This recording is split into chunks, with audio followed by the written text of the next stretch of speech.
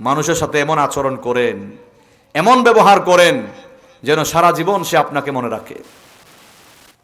মানুষের উপরে জুলুম করা, মানুষকে কষ্ট দেওয়া, নিজের মা বাপকে কষ্ট দেওয়া, ভাই বোনকে কষ্ট দেওয়া, মানুষের উপরে জুলুম করা কোনো ভালো মানুষের লক্ষণ নয়।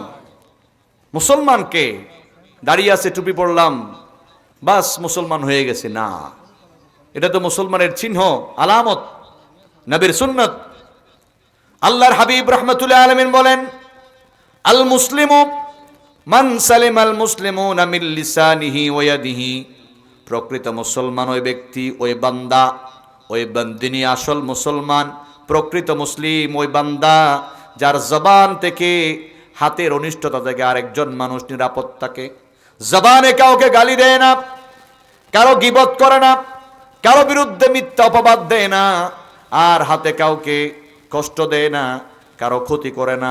যে আল্লাহর বান্দা জবানে কাউকে কষ্ট দেয় না, হাতে কারো ক্ষতি করে না, ওই ব্যক্তি, ওই কালিমা পড়া মুসলমান হলো আল্লাহর কাছে, নবীর কাছে শ্রেষ্ঠ মুসলমান, সাচ্চা মুসলমান। সুবহানাল্লাহ।